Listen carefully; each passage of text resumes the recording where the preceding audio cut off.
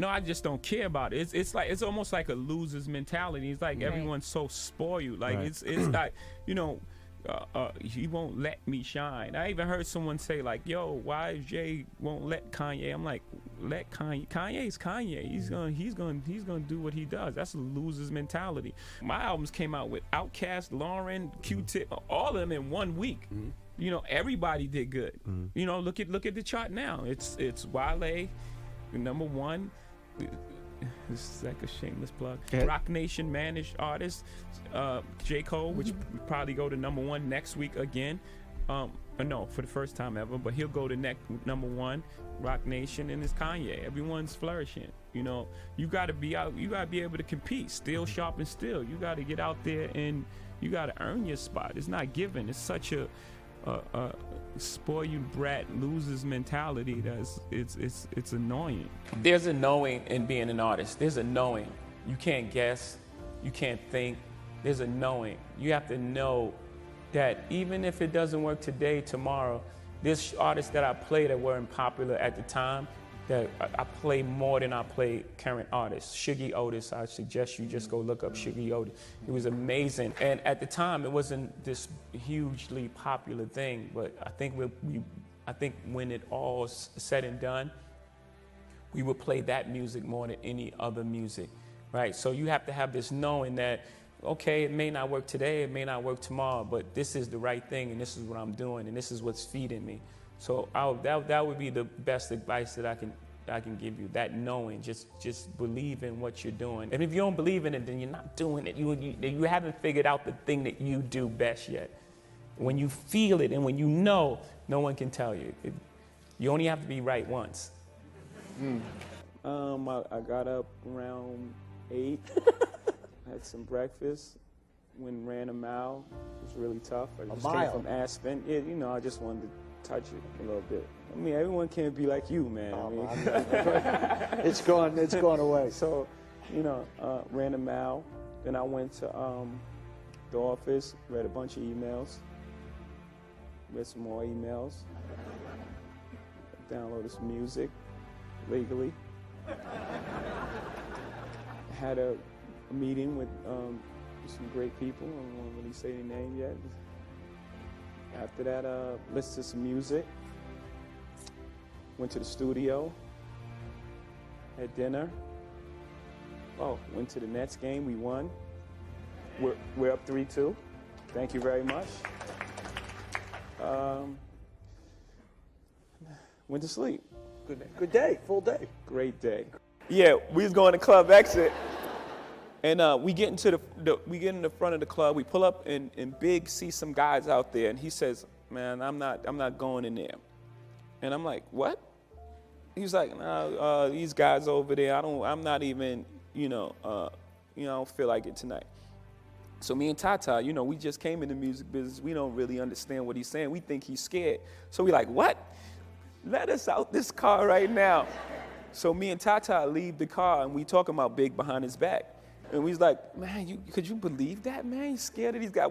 But we wanted to prove to the guys in front of the club that we wasn't scared. So we go in the club, Big pulls off, and for a while, I thought that he was really scared of these guys until later on I realized that he had a bigger goal and he knew where he was going and he didn't want to deal with it. He wasn't scared. It was just like, why put himself in that position if he didn't have to?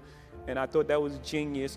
And I guess that helps me a lot as well. And I thought that question was great. Thank you. It's always good to compare yourself to people you look up to, right? Because you give yourself a high goal. You set high standards for yourself. And, pretty much the way he lived his life and the parallels and how he affected culture is what I strive to do. He had a record label and he owned Reprise Records and he released Jimi Hendrix. Kanye West is my Jimi Hendrix. My record label is Rockefeller. Just compare yourself to the greats. Set the bar really high. Because all he can do is the best he can do. He's not a superhero. And it's unfair to place unfulfillable expectations on this man just because of his color. You're actually doing the opposite. It's like, what do you think is going to happen? He's there for 8 years. And he has to undo what 43 presidents have done in 8 years. It's not fair.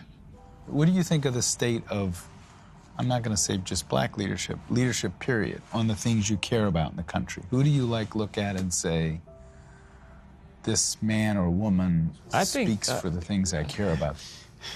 It's gonna be funny, but I find it funny. But my leadership, I like Dave Chappelle's, because he tells it in humor so you can deal with it. But it's always a nice chunk of truth in there. I can only assume, because I don't know the answer to that, except that, you know, sometimes people's success, you know, make people feel, instead of saying, wow, that person's successful and I'm inspired. Well, some people are. Some people are like, that person's successful, I'm a strive and I'm gonna be exactly where they are. And some people are just like, they got the reverse attitude, like their success means my failure. So I hate that success. So I have to make some kind of explanation of why they're here and why they shouldn't be here, and then why they wouldn't be here if this person was here. Who thinks like that? If you take that long to think, if you take that long to think about someone why they shouldn't be here, then you're good, and you should be doing something with that intelligence. Lock my body, can't trap my mind. Easily explain why we adapt to crime. I'd rather die enormous than live dormant. That's how we own it. But that line, I'd rather die enormous than live dormant. That's how we own it. Living the American dream with a vengeance. I'm gonna get it. I don't give a f. I'm gonna get it. And you gotta understand the reason, right? Why does that guy think like that? Right? How do you arrive at that point? You got to also look at that. You have to look at that. You got to look at the environments and places we live in, and how things are set up, and how things are structured, and how we're always the last on the totem pole, even from our schooling to our roads to, you know, everything that all the obstacles that's placed in front of us. Even our living conditions. You live in a project. Someone lives here, here, here, and here.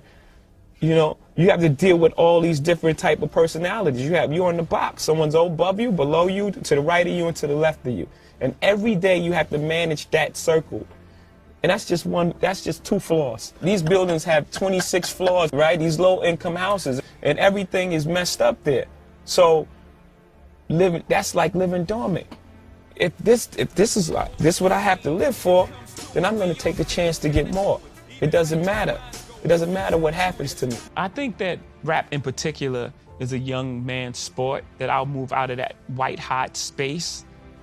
But rap is about the gift of discovery. To be the cool person in school, you have to know the newest music, the newest dance move, have the newest clothing on. So rap is based on that. What's new? What do you, I know you know Jay-Z is good, but do you know this song right here that only 4 people heard it? Right. At the end of the day, we're gonna find out it's not about the white hot space, but it's about finding the truth. That white hot space, people think is the biggest thing, but it's really small. It's almost like a trend. Will you rather be a trend, or you rather be Ralph Lauren? Right. But I'm the person that looked at the Mona Lisa and be like, man, that's gonna be cool in 40 years. Right. Right? I play forever. Right. I play forever. And so my whole thing is to identify with the truth, not to be the youngest, hottest, new, trendy thing.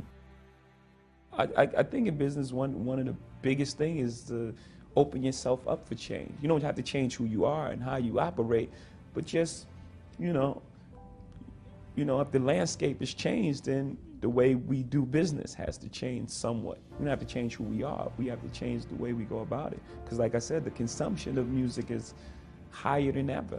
The reason I focused on that, because such a small thing changed my life, right? A 6th grade teacher said, you know what, you're kind of smart. And I believed her. I said, I'm smart, right? So she gave me that sort of opportunity. She sparked the idea in my mind. So that's why my first thing is the scholarship fund, because there are a ton of very intelligent kids that's coming out of these urban areas who can make it all the way if given the opportunity. And so it's a challenge that I gave to my mom, and my mom is so involved with it. Like she gets on the bus and she takes these kids to their to interview with colleges, and now we're starting to see kids graduate from college, and that sort of feeling, when it's real. I'm not just sitting home writing a check and for whatever reason make myself feel good or anything like this. It's something that I really want to do, and I'm really into and excited about. So I'm seeing the results. I'm seeing, you know, we were getting our first graduates from the Sean Carter Scholarship Program, which is like, for me, the best thing ever.